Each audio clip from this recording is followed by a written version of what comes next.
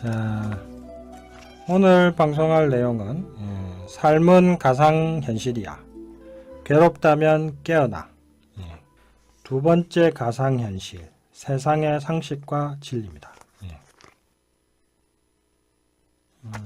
이 내용은 저희 책 콕 찍어주는 인생과외 237쪽에 나오는 내용을 참고로 해서 하겠습니다.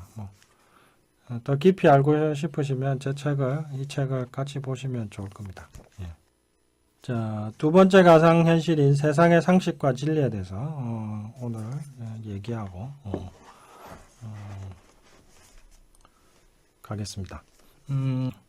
기본적으로 노장사상은 세상을 인정하지 않습니다. 세상 자체가 그냥 하나의 꿈이고 하나의 어떤 그것이 진리라고 보지 않습니다. 근데 문제는 세상 속에 살아가는 우리들은 세상 사람들이 얘기하는 세상의 권위자들이나 아니면 세상의 상식이 무슨 엄청난 진리인 것처럼 착각하고 간다 이거죠. 이게 이제 이런 것들을 노자와 장자는 그게 다 뻥이라고 합니다. 한마디로. 그리고 세상의 상식과 진리가 인간을 행복하게 해주는 게 아닙니다. 예수님이든 부처님이든 노자든 장자든 이런 성인이라고 하는 분들은 결국 세상의 상식과 진리를 깨고서 자신의 길을 간 사람들입니다. 그리고 자신의 길을 가서 자신의 깨달음을 얻은 사람입니다. 진정한 깨달음은 세상의 상식과 진리와 위배가 됩니다. 그 세상의 상식과 진리가 우리를 행복하게 해주지도 않고 구원해 주지도 않습니다. 근데 문제는 뭐냐? 많은 사람들이 세상의 상식과 진리에 얽매여서 사느라고 갈수록 불행해진다 이거죠. 그래서 노자와 장자는 세상의 상식과 진리에서 벗어나라고 계속 얘기를 합니다. 자, 이것과 관련해서 이런 말이 생각납니다. 옛날에 백남준이란 분이 얘기했죠. 예술은 사기다. 백남준이 말했습니다. 예술은 사기다. 저는 오늘 이렇게 말하고 싶습니다. 세상은 사기다. 예술은 사기다. 세상은 사기다. 자, 왜 세상이 사기냐? 오늘 그 얘기를 좀 할까 합니다. 먼저 들어가기 전에 제가 이야기 하나를 준비했습니다. 일명 바보나라 이야기인데요. 제가 만든 이야기입니다. 한번 들어보시죠. 이 우주의 어느 별에 바보나라가 있었습니다. 이 나라의 모든 사람은 바보였는데 크게 두 종류로 구분되었습니다. 하나는 자기들이 바보인 줄 모르는 바보입니다. 일명 확신바보입니다. 이 확신바보가 이 나라의 국민 대다수를 차지하는데 이 확신바보는 또 크게 세 종류로 나뉩니다. 첫째는 자신의 유능함과 유식함을 확신하는 바보들로 바보나라의 기득권을 형성하고 있습니다. 둘째는 자신의 무능과 무식함만을 확신하는 바보들로 바보나라의 하위 10%를 형성하고 있습니다. 세 번째는 어느 것도 확신하지 못해서 세상의 상식만을 진리로 확신하고 쫓아다니느라 우왕좌왕하는 일반 서민 바보들로 80% 정도가 이에 속합니다. 반면에 확신바보 빼고 아주 극소수의 바보가 있는데 이 바보는 수많은 반성과 성찰과 질문 끝에 자기가 바보라는 것을 깨달았습니다. 그래서 일명 깨달은 바보라고 하는데 정말 극소수입니다. 이 깨달은 바보는 항상 나는 내가 모른다는 것을 안다 라고 말을 하기 때문에 확신바보들에게 종종 비웃음을 삽니다. 확신바보들은 깨달은 바보들을 보면서 이렇게 생각합니다. 쟤는 진짜 바보인가 봐. 내가 이렇게 두 눈으로 멀쩡히 보고 의심 없이 확신할 수 있는 것들도 모른다고 하니 참 한심하군. 이런 확신바보들의 비웃음에도 깨달은 바보들은 저의 길을 꿋꿋이 갈 뿐입니다. 왜냐? 이 세상은 바보들의 세상이고 자기 자신도 얼마 전까지 그런 바보들 중에 하나였음을 깨달았기 때문입니다. 게다가 바보들에게 칭찬과 인정을 받는다고 한들 그게 무슨 대단한 일이며 욕을 듣는다고 한들 그게 무슨 대수냐 이렇게 생각을 하기 때문입니다. 바보나라에도 당연히 학자들이 많습니다. 이 바보나라의 학자들에 관한 얘기를 할까 합니다. 이 바보나라의 학자들은 많은 책을 쓰고 많은 이론을 제시합니다. 그런데 그들의 이론과 책은 너무 어려워서 이해하기가 힘듭니다. 그 이유는 간단합니다. 일반 대중 바보들이 그들의 책과 이론을 이해하는 것은 학자 바보들이 원하는 바가 아니기 때문입니다. 일반 바보들이 몰라서 기가 죽어야 학자 바보들을 존경하니까요. 그래서 학자 바보들의 책이란 이해보다는 뭘 이해를 위해 쓰여집니다. 한마디로 그들이 책을 쓰는 목적은 이렇습니다. 일반 바보들이 이해하지 못할 이론을 책으로 써라. 그래서 그들이 자신들의 무지를 깨닫게 하라. 그 다음에는 이제 존경을 받아라. 자, 이 나라에서는 바보나라에서 학자들은 누구에게나 권장하지만 아무도 읽지 않는 책을 고전이라고 부릅니다. 왜 고전이 필요한지 아무도 묻지도 않고 그리고 아무도 고전을 읽지도 않습니다. 하지만 학자들은 열심히 또 고전을 추천합니다. 또 많은 학자들이 현실과 동떨어진 이론을 제시하기도 합니다. 한 번은 어느 경제학자들이 투자회사를 차려서 자신들의 이론대로 투자하다가 쫄딱 망하기도 했습니다. 그들은 노벨 경제학상 수상자였습니다. 이 나라에서는 현실과 동떨어진 이론일수록 인정을 많이 받습니다. 자, 이번에는 바보나라의 정치제도에 대해서 얘기를 할까 합니다. 바보나라의 정치제도입니다. 바보나라에서는 다수결로 왕을 뽑습니다. 이렇게 해서 뽑힌 바보를 왕바보라고 합니다. 바보들이 모여 바보를 뽑는 이 제도를 그들은 민주주의라고 부릅니다. 이렇게 뽑힌 왕바보는 바보 국민들의 기대에 어긋나지 않게 종종 왕바보 짓을 하게 됩니다.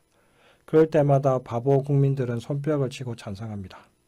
한 번은 왕바보가 이 나라의 모든 강을 운하로 만들겠다고 하자 바보 국민들이 참 드물게도 환경을 살리자며 가열차게 반대했습니다. 그러자 왕바보는 이에 너무 놀라고 두려워서 이 사업을 이름을 강 살리기로 바꿔서 다시 추진합니다. 그러니까 다들 손뼉을 치며 좋아했습니다. 자, 바보나라에도 종교가 있습니다. 이번에는 바보나라의 종교에 관한 이야기입니다. 하느님이 바보나라에 인간으로 환생하셔서 설법을 하게 되었습니다.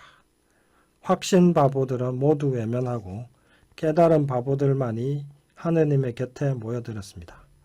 처음에는 수가 적어서 무시했는데 점차 수가 늘자 확신 바보들, 특히 그 중에서도 기득권 바보들이 위협을 느끼기 시작했습니다. 왜냐하면 하느님이 너희는 바보다. 깨어나라고 했기 때문입니다. 그들은 체제를 위협하는 하느님을 처음에는 이단이라고 핍박하다가 나중에는 국가보안법에 의해 체제 전복을 기도하는 자로 구속하여 사형을 선고하였습니다. 인간 하느님은 순교하시는 순간 이렇게 외쳤습니다. 하느님, 저들을 용서하소서. 저들은 저들이 바보인 줄 모르나이다. 자, 이번에는 바보나라의 의료에 관한 이야기입니다. 바보나라에서 혈압약 판매가 저조해지자 제약사가 꾀를 하나 냈습니다. 의사 며칠 구워 삶아서 고혈압의 기준을 160에서 140으로 낮추는 논문을 발표하고 고혈압은 약물 치료 없이 절대로 낫지 않으며 게다가 평생 복용해야 한다는 이론을 정설로 받아들이게 만들었습니다. 의사들도 당연히 이득이 되므로 이에 따랐고 곧 바보나라의 국민 대다수가 나이 30살만 넘으면 혈압약을 밥 먹듯 먹게 되었습니다. 이에 재미를 붙인 제약사와 의사들은 조만간에 모든 질병의 기준을 대폭 완화시켜서 전 국민을 환자로 만들 궁리만 하게 되었고 상당한 성공률을 보여서 그 결과 보험 재정이 갈수록 눈덩이 적자를 보이게 되었습니다. 한편 바보나라의 의사들은 치료에 실패하는 일이 잦아지자 모두 모여서 담합을 했습니다. 자기들이 치료하지 못하는 병을 불치병이라고 정의하여서 의학 교과서에 싣기로 한 것입니다. 그래서 환자들이 왜 안 낫느냐고 물으면 그들은 이렇게 답합니다.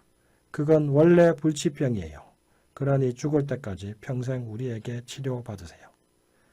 그런데 바보나라의 국민은 왜 치료도 안 되는 병을 치료도 못하는 사람에게 자기 돈 줘가면서 평생 치료받아야 하는지 도통 따지지를 않습니다. 바보나라에는 불치병이 있을 뿐이지 무능한 의사는 절대 없습니다. 자, 이번에는 바보나라의 교육에 관한 이야기입니다. 이 나라에서는 학생의 성적이 부진하면 교사가 학습 장애 아동이라고 말합니다. 그러나 사회나 부모가 이것이 교수법 장애 때문인지 학습 장애인지 따져 묻지는 않습니다. 그래서 오직 장애아가 있을 뿐이지 장애 교사는 절대로 없습니다. 그래서 절대성 이론이라는 20세기 최대의 과학 이론을 발견한 아인슈타인이란 학자도 학교에서는 낙제를 했습니다. 이외에도 이 사람처럼 뛰어난 재능이 있음에도 학교와 교사와 사회의 무지로 인해서 학습 장애아로 낙인 찍혀 바보로 살아가는 사람이 얼마나 되는지 잘 모릅니다. 창의적인 아이들은 틀에 박힌 교육과 늦어지는 진도에 실증을 내기 마련입니다. 이런 애들이 자꾸 생겨서 교사가 피곤해지면 교사는 학부모를 조용히 불러서 말합니다. 아이가 주의력 결핍 장애인 것 같으니 병원에 한번 가보세요. 자, 이에 놀란 학부모가 아이를 병원에 데리고 가면 의사는 당연히 그렇게 진단 내립니다. 그래서 교사와 부모와 의사에 의해 졸지에 주의력 결핍 장애 아동이 되어버린 그 창의적인 아이는 약에 취해 얌전하게 졸기만 하다가 한 1년쯤 지나면 진짜 바보가 되어버립니다. 주의력 결핍 장애는 참 좋은 병입니다. 교사는 교육의 책임이 면제되고 의사는 돈을 벌고 부모는 고민할 필요가 없어지니까요. 바보나라에는 학습 장애아는 있어도 교수법 장애 교사는 절대로 없습니다. 문제아는 있어도 문제 부모는 절대로 없습니다. 자, 이번에는 바보나라의 경제 이야기입니다. 바보나라의 경제는 시장경제입니다. 이 나라의 경제학자들은 시장경제가 모든 문제를 해결할 수 있고 최상의 제도라고 입을 모읍니다.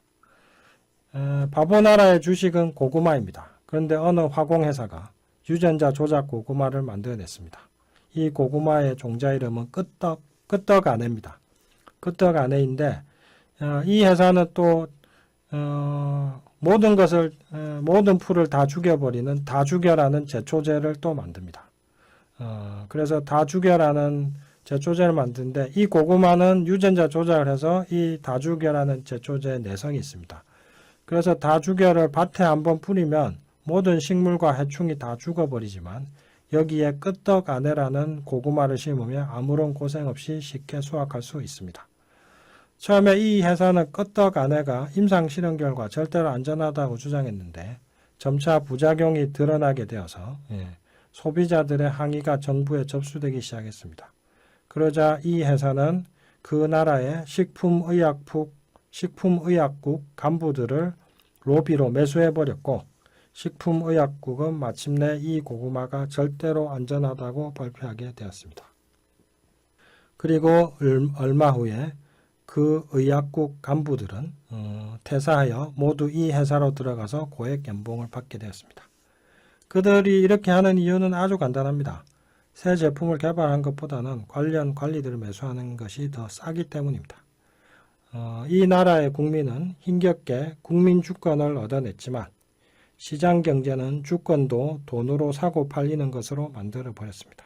그래서 마침내는 다국적 기업이 주권을 다 사버렸습니다.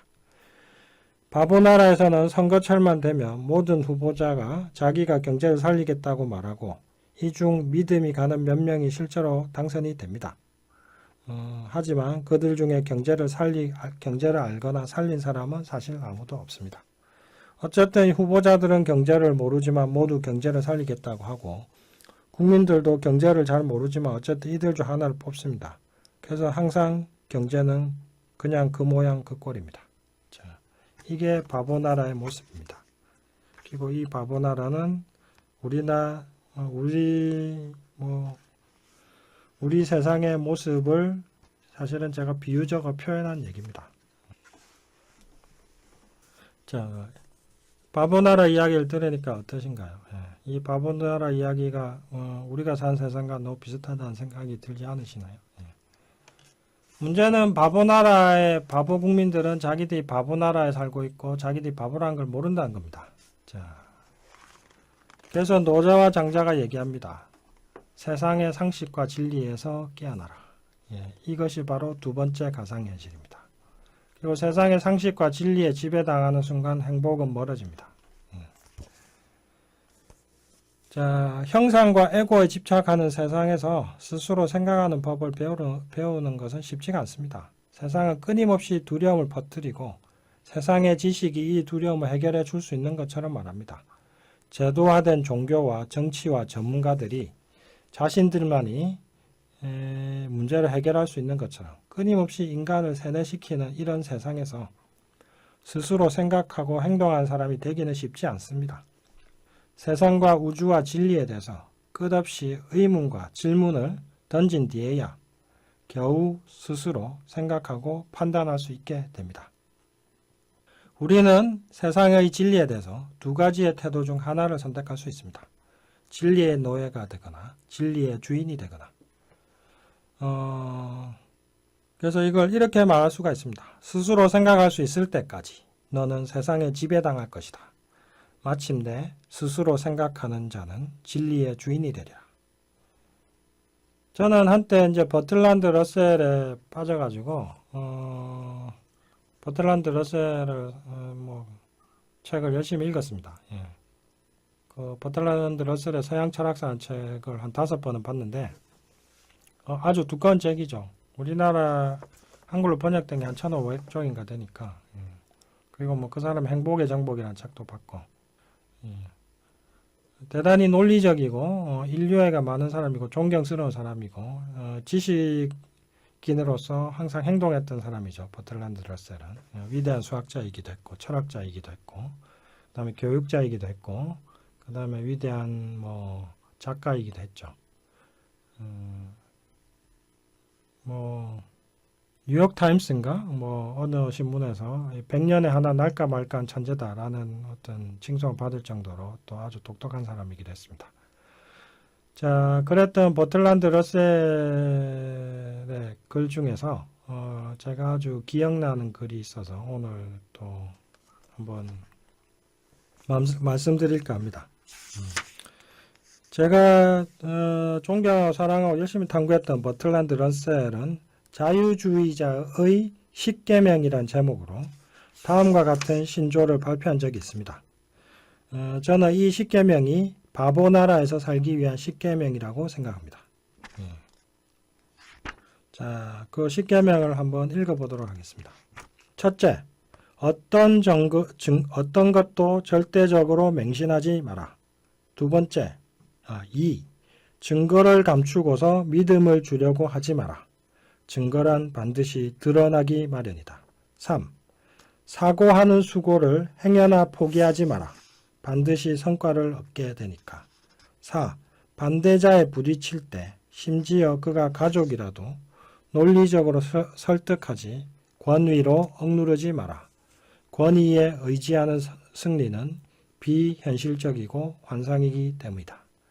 5. 남의 권위에 복종하지 마라. 언제나 상반되는 권위가 있기 마련이다.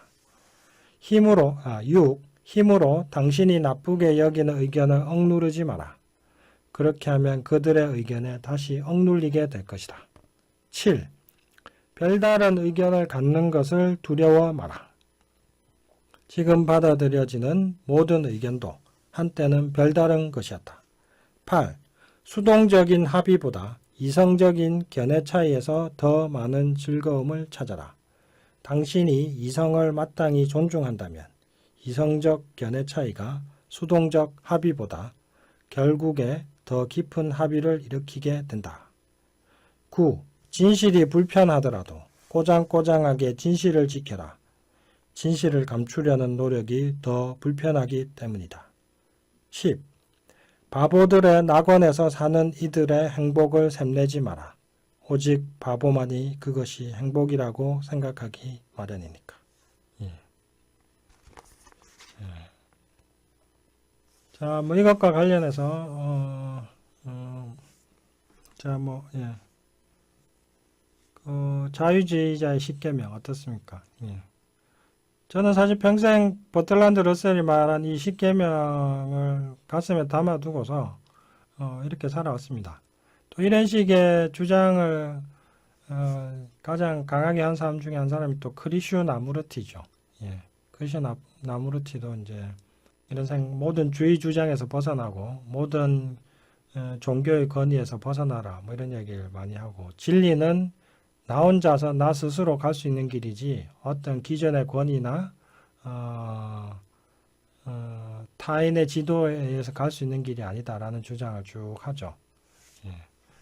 그래서 자신이 별의 교단이라는 아주 그 종교 지도자가 되어야 할 시기에 자신이 종교 지도자가 되는 것을 거부하고 그 종교 단체를 해산해 버리죠. 진리는 자유로운 길이라고 주장하면서 해산해 버립니다. 자, 그런 어떤 크리슈 나무르티의 주장도 한번 잘 되새겨 보시고, 예.